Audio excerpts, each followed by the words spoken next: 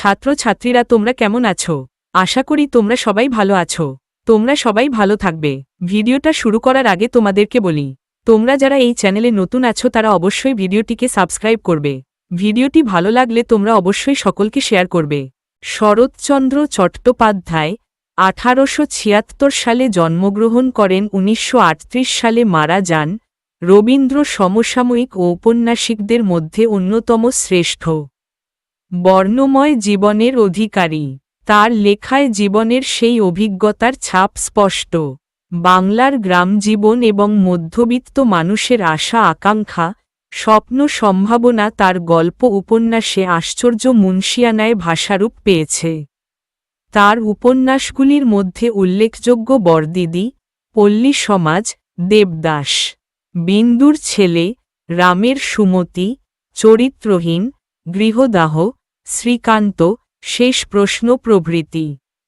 তার লেখা ছোট গল্পগুলির মধ্যে লালু, মহেশ, অভাগীর স্বর্গ ইত্যাদি পাঠক মহলে আজও সমাদৃত।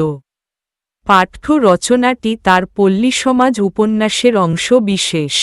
1.1 শরৎচন্দ্র চট্টোপাধ্যায়ের লেখা দুটি উপন্যাসের নাম লেখো। উত্তর: শরৎচন্দ্র চট্টোপাধ্যায়ের লেখা দুটি উপন্যাস হল বরদিদি এবং দেবদাস। 1.2 শরৎচন্দ্র চট্টোপাধ্যায়ের লেখা দুটি ছোট গল্পের নাম লেখো। উত্তর: শরৎচন্দ্র চট্টোপাধ্যায়ের লেখা দুটি ছোট গল্পের নাম হল লালু এবং মহেশ। 2 নম্বরের প্রশ্ন, নিচের প্রশ্নগুলির দু-একটি বাক্যে উত্তর লেখো। 2-এর 1 নম্বর প্রশ্নে কি বলেছে, গোপাল সরকারের কাছে বসে রমেশ কি করছিল? উত্তর: গোপাল সরকারের কাছে বসে রমেশ জমিদারির হিসাব দেখাশোনা করছিল। 2-এর 2 নম্বর প্রশ্নে কি বলেছে, গ্রামের একমাত্র ভরসা কি ছিল? উত্তর: গ্রামের একমাত্র ভরসা 100 বিঘার মাঠটাই ছিল। 2-এর 3 নম্বর প্রশ্নে কি বলেছে, বোধ করি এই কথাই হইতেছিল, কোন কথার প্রতি ইঙ্গিত করা হয়েছে? উত্তর: অবিশ্রান্ত বৃষ্টিপাতের ফলে গ্রামের 100 বিঘের জমিটি জলে ডুবে যাওয়ায় চাষিরা গ্রামের মাঠটা বাঁচাতে দক্ষিণ দিকের ঘোষাল আর মুখুজ্জেদের বাঁধটা কাটতে চাইছিল। এই কথায় বেনি ও হালদার মশাইয়ের মধ্যে হচ্ছিল। এখানে এই কথার প্রতি ইঙ্গিত করা হয়েছে। 2-এর 4 নম্বর প্রশ্নে কি বলেছে, রমা আকবরকে কোথায় পাহারা দেবার জন্য পাঠিয়েছিল? উত্তর: শরৎচন্দ্র চট্টোপাধ্যায় রচিত পল্লী সমাজ পাঠ্যাংশে রমা আকবরকে দক্ষিণ ধারের বাঁধ পাহারা দেবার জন্য পাঠিয়েছিল।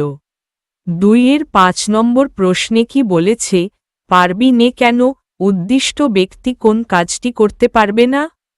উত্তর: শরৎচন্দ্র চট্টোপাধ্যায় রচিত পল্লী সমাজ পাঠ্যাংশে এখানে উদ্দিষ্ট ব্যক্তি বলতে আকবরকে বলা হয়েছে। রমেশের লাঠির আঘাতে আকবর আহত হওয়ায় সে তার বিরুদ্ধে থানায় নালিশ করতে পারবে না। 3 নম্বরের প্রশ্ন, নিচের প্রশ্নগুলির কয়েকটি বাক্যে উত্তর লেখো। 3-এর 1 নম্বর প্রশ্নে কি বলেছে, 20 জন কৃষক রমেশের কাছে এসে কেঁদে পড়ল কেন? উত্তর: শরৎচন্দ্র চট্টোপাধ্যায় রচিত পল্লী সমাজ পাঠ্যাংশে অবিরাম বৃষ্টির ফলে গ্রামের 100 বিঘা জমি জলে ডুবে গিয়েছিল। এই জমিই ছিল কৃষকদের একমাত্র ভরসা। জল বের না করলে সমস্ত ধান নষ্ট হয়ে গ্রামে অনাহার দেখা দিত। দক্ষিণ দিকের বাঁধ কেটে জল নামানো সম্ভব ছিল, কিন্তু জমিদার বেনিবাবু মাছের ক্ষতির ভয় তা করতে দেননি। তাই অসহায় কৃষকেরা রমেশের কাছে সাহায্যের আশায় এসে কেঁদে পড়েছিল। 3-এর 2 নম্বর প্রশ্নে কি বলেছে, রমেশ বেনির কাছে জল বার করে দেবার হুকুম দেওয়ার জন্য অনুরোধ করল কেন? উত্তর: শরৎচন্দ্র চট্টোপাধ্যায় রচিত পল্লী সমাজ পাঠ্যাংশে 100 বিঘার মাঠের দক্ষিণ পাশে বাঁধ সংলগ্ন জলা জায়গাটি ছিল ঘোষাল আর মুখুজ্জেদের। জলে ডুবে যাওয়া ধান বাঁচানোর জন্য সেই বাঁধ কেটে জল বের করা যেত। তাতে চাষিরা ক্ষতির হাত থেকে রক্ষা পেত। বেনি ছিল বড় তরফের জমিদার এবং তিনি ছিলেন রমেশের বরদা। বাঁধ কেটে জল বের করাই তার কোনো আপত্তি থাকবে না। তাই রমেশ ছোট ভাই হিসেবে চাষিদের বাঁচাতে বেনির কাছে জল বার করে দেবার হুকুম দেওয়ার জন্য অনুরোধ করল। ৩ নম্বর প্রশ্নে কি বলেছে, বেনি জল বার করতে চায়নি কেন? উত্তর, শরৎচন্দ্র চট্টোপাধ্যায় রচিত পল্লী সমাজ পাঠ্যাংশে মূলত দুটি কারণে বেনি বাঁধ কেটে জল বের করতে চায়নি। বাঁধ কেটে জলার ওপর দিয়ে জল বের করতে দিলে জলার সব মাছ বেরিয়ে যাবে। মাছ বেরিয়ে গিয়ে তাদের ২০০ টাকা ক্ষতি হবে। সে নিজের লোকসান করতে চায়নি। অন্যদিকে সে বাড়াতে চেয়েছিল নিজের জমিদারি কারবার। জল বার না করলে চাষিদের সব ধান নষ্ট হয়ে যাবে। ফলে চাষিরা না খেতে পেয়ে বাধ্য হয়ে জমি বন্ধক রেখে তাদেরই কাছে আসবে। তাই বেনি জল বার করতে চায়নি। ৪ নম্বর প্রশ্নে কি বলেছে, ঘৃণায়, লজ্জায়, ক্রোধে, ক্ষোভে রমেশের চোখমুখ উত্তপ্ত হইয়া উঠিল। রমেশের এমন অবস্থা হয়েছিল কেন? উত্তর, শরৎচন্দ্র চট্টোপাধ্যায় রচিত পল্লী সমাজ পাঠ্যাংশে ১০০ বিঘার মাঠ জলে ভরে যাওয়ায় চাষিদের ধান নষ্ট হতে যাচ্ছিল। কৃষকদের অনুরোধে জমিদার বেনি বাঁধ কেটে জল বার করতে রাজি ছিল না। বেনি ছিলেন রমেশের বরদা, তাই ছোট ভাই হিসেবে এ ব্যাপারে কথা বলতে রমেশ বেনির কাছে গিয়ে তাকে অনুরোধ জানায়। বেনি তাকে জানায় যে বাঁধ কাটলে জলের সঙ্গে মাছ বেরিয়ে গিয়ে তাদের ২০০ টাকা ক্ষতি হবে। তাছাড়া ধান নষ্ট হয়ে গেলে নিরুপায় চাষিরা তাদের প্রাণ বাঁচাতে জমি বন্ধক রাখতে ছুটে আসবে। এতে তাদের জমিদারি বাড়বে। এতে নীচ ও হীন মানসিকতার পরিচয় পেয়ে বেনি ঘোষালের প্রতি ঘৃণায়, লজ্জায়, ক্রোধে, ক্ষোভে রমেশের চোখমুখ উত্তপ্ত হয়ে উঠেছিল। ৫ নম্বর প্রশ্নে কি বলেছে, রমেশ বিস্ময়ে হতবুদ্ধি হইয়া গেল। রমেশের বিস্ময়ের কারণ কি ছিল? উত্তর, শরৎচন্দ্র চট্টোপাধ্যায় রচিত পল্লী সমাজ পাঠ্যাংশে রমেশ তার বরদা বেনির কাছে অনুরোধ করেও কোনো কাজ না হলে বাঁধ কাটা বিষয়ে সে রমার কাছে যায়, কারণ জলার দায়িত্বে রমাও ছিল। সে আশা করেছিল বেনি রাজি না হলেও রমা বাঁধ কেটে জল বের করার অনুমতি দিতে পারে। রমা ছিল তার মনের একান্ত কাছের, সে ছিল তার বাল্যসখী। তার উপর ছিল রমেশের দৃঢ় বিশ্বাস। কিন্তু রমাকে বিষয়টি জানাতেই রমা উত্তরে তাকে জানায় বাঁধ কাটলে মাছ আটকে রাখার বন্দোবস্তের কথা। রমেশ বলে যে মাছের বন্দোবস্ত করা সম্ভব নয়। এ বছর তাদেরকে মাছের ক্ষতির স্বীকার করতেই হবে। এতে রমা জানিয়ে দেয় মাছ বাঁধ থেকে বেরিয়ে গেলে যে টাকার ক্ষতি হবে সেই লোকসান সে করতে পারবে না। রমা বাঁধ কাটার অনুমতিতে অরাজি হলে রমেশ বিস্ময়ে হতবুদ্ধি হয়ে পড়েছিল। ৬ নম্বর প্রশ্নে কি বলেছে, রমা রমেশের অনুরোধে রাজি হয়নি কেন? উত্তর, শরৎচন্দ্র চট্টোপাধ্যায় রচিত পল্লী সমাজ পাঠ্যাংশে ১০০ বিঘা জমির দক্ষিণ দিকের বাঁধের গায়ের জলা জমিটির অংশীদার হল বেনি ঘোষাল, রমা ও তার নাবালক ভাই যতীন এবং রমেশ। রমা তার ভাইয়ের হয়ে জমিদারি দেখাশোনা করত। তার বাবা তাকে সম্পত্তি লিখে দিলেও সে নিজেকে ভাইয়ের অভিভাবক মনে করত। বাঁধ কেটে দিলে জলের সঙ্গে মাছ বেরিয়ে গেলে যে ২০০ টাকা ক্ষতি হবে তা সে মেনে নিতে পারেনি। তার ভাই যতীনের ক্ষতি করার সাহস সে দেখাতে পারেনি। এছাড়াও সে বাঁধ কেটে বেনি ঘোষালের সঙ্গে বিবাদ করতে চায়নি। তাই রমা রমেশের অনুরোধে রাজি হয়নি। ৭ নম্বর প্রশ্নে কি বলেছে, মানুষ খাঁটি কি না চেনা যায় শুধু টাকার সম্পর্কে। কে কার সম্পর্কে একথা বলেছিল? সে কেন একথা বলেছিল? উত্তর, শরৎচন্দ্র চট্টোপাধ্যায় রচিত পল্লী সমাজ পাঠ্যাংশে আলোচ্য উক্তিটি রমেশ রমার সম্পর্কে বলেছিল।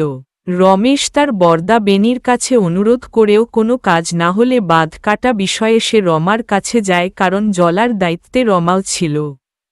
কিন্তু রমাকে বিষয়টি জানাতেই রমা উত্তরে তাকে জানায় বিষয় তার ভাই যতীনের। সে শুধু যতীনের অভিভাবক মাত্র। এই শুনে রমেশ মিনতি করে রমাকে জানায় যে এই কটা টাকা তার কাছে তেমন বড় ক্ষতি নয়, কিন্তু তার জন্য নিষ্ঠুর হয়ে এত লোকের ফসল যাতে নষ্ট না করে। রমা এর উত্তরে মৃদুভাবে বলে, নিজের ক্ষতি করতে না পেরে যদি নিষ্ঠুর হই তাহলে তাই হোক। আর রমেশবাবুর যখন চাষিদের জন্য এতই দয়া, তবে তিনি নিজেই ক্ষতিপূরণ করে দিক। রমার অত্যন্ত হীন মনের পরিচয় পেয়ে রমেশ কথা বলেছিল। 3-8 নম্বর প্রশ্নে কি বলেছে? রমা বিহবল হতবুদ্ধির ন্যায় ফ্যালফ্যাল করিয়া চাহিয়া রহিল। রমার এমন অবস্থা হয়েছিল কেন? উত্তর, শরৎচন্দ্র চট্টোপাধ্যায় রচিত পল্লী সমাজ পাঠ্যাংশে রমেশ বাল্যপরিচিত রমাকে উদার মনের বলেই ভাবত। তাই গ্রামবাসীদের দুরবস্থার কথা বলে বাঁধ কাটার অনুমতি চাইতে গিয়েছিল। কিন্তু রমেশের মতো রমা সম্পূর্ণ নিঃস্বার্থ প্রজাদরদি হয়ে বাঁধ কাটতে রাজি হয়নি। নিজের ক্ষতি মেনে না নিয়ে রমা রমেশকেই প্রজাদের হয়ে 200 টাকা ক্ষতিপূরণ দিতে বলে। আর তাতে চরম অপমানিত বোধ করে রমেশ অত্যন্ত ক্রুদ্ধ হয়। ক্ষিপ্ত রমেশ রমাকে নিষ্ঠুর, নীচ ও ছোট বলে অপমান করে। রমেশ আরও বলে, মানুষের দয়ার ওপর জুলুম করার মতো ঘৃণ্য পাপে সে দোষী। নিজের সম্পর্কে রমেশের মুখে এই মূল্যায়ন শুনে রমার এমন অবস্থা হয়েছিল। 3-9 নম্বর প্রশ্নে কি বলেছে? রমা আকবরকে ডেকে এনেছিল কেন? উত্তর, শরৎচন্দ্র চট্টোপাধ্যায় রচিত পল্লী সমাজ পাঠ্যাংশে রমার কাছ থেকে সহায়তা না পেয়ে রমেশ জানায় যে সে গরিব গ্রামবাসীর ক্ষতি হতে দেবে না। রমেশ রমাকে স্পষ্ট জানিয়ে দেয় যে সে একাই বাঁধ কেটে জল বের করে দেবে। এতে রমা বুঝেছিল একটা অনর্থ হতে পারে।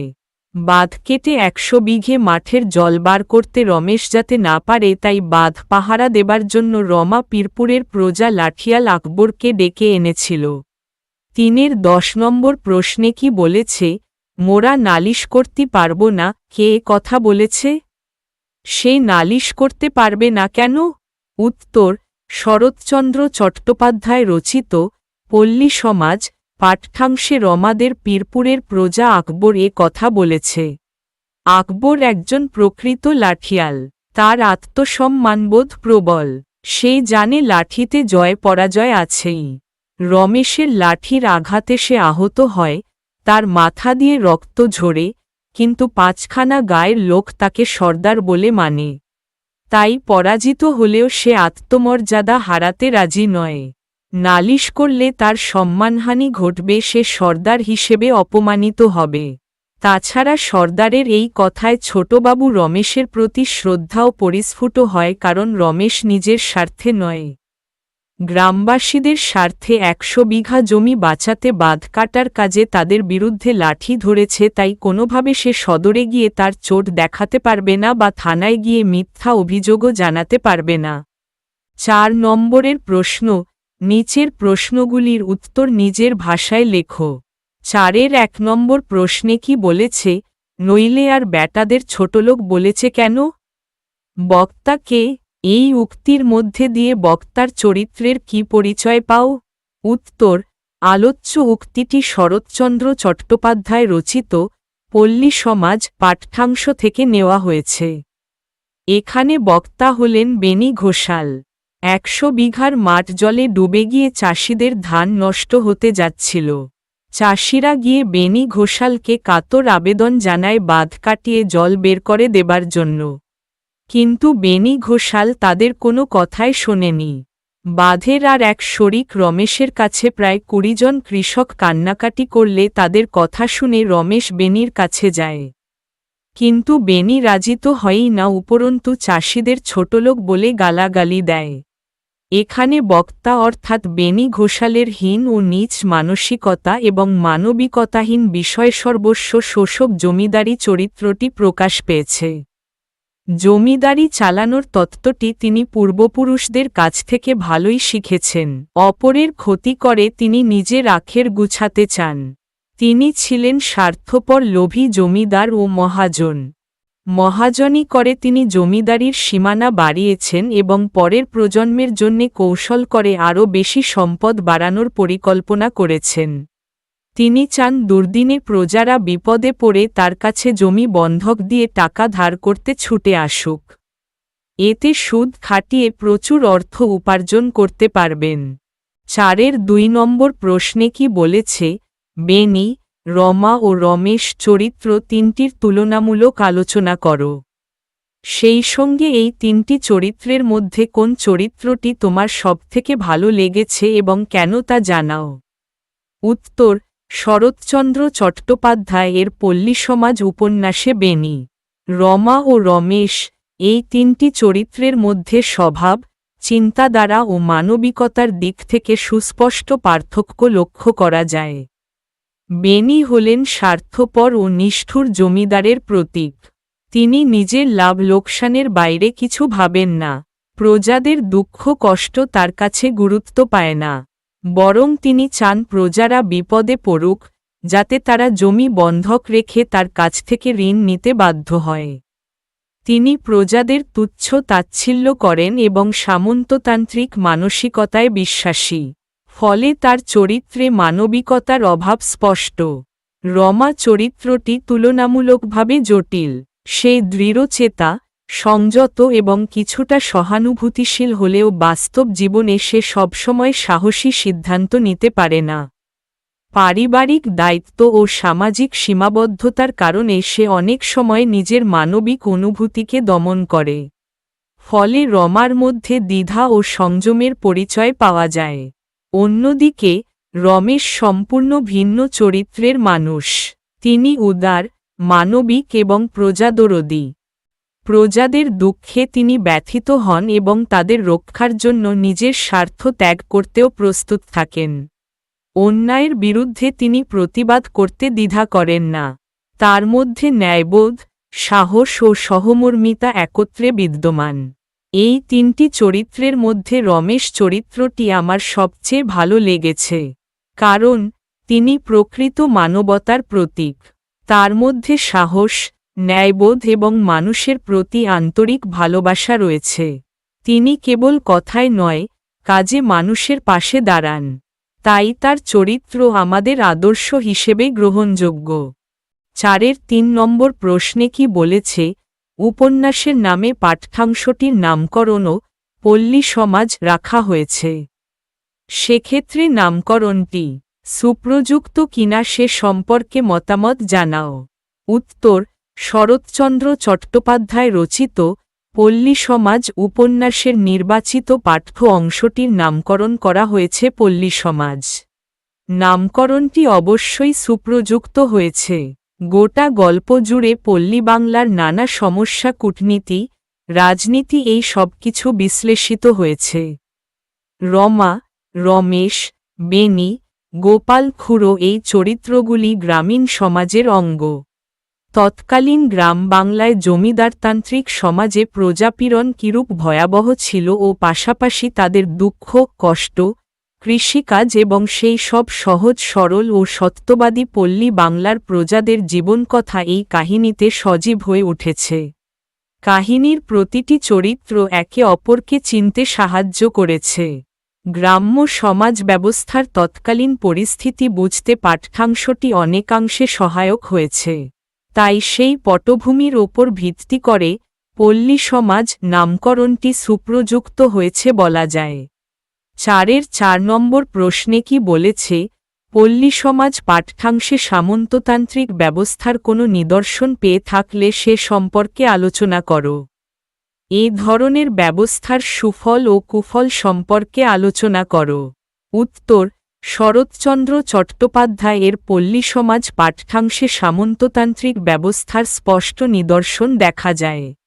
এই ব্যবস্থায় জমিদাররা প্রজাদের ওপর সম্পূর্ণ কর্তৃত্ব চালাতেন। বেনি ঘোষাল এর প্রকৃষ্ট উদাহরণ। তিনি প্রজাদের দুঃখ কষ্টের প্রতি উদাসীন থেকে নিজের স্বার্থসিদ্ধির কথাই ভাবেন। বন্যায় ফসল নষ্ট হলেও তিনি বাঁধ কাটতে রাজি হননি, কারণ তাতে তার মাছের ক্ষতি হতো। বরং তিনি চেয়েছিলেন প্রজারা সর্বশান্ত হয়ে তার কাছেই ঋণ নিতে বাধ্য হোক। এছাড়া লাঠিয়াল পাঠিয়ে বাঁধ পাহারা দেওয়া এবং প্রশাসনকে ব্যবহার করার চেষ্টা, এসব সামন্ততান্ত্রিক শক্তির প্রকাশ।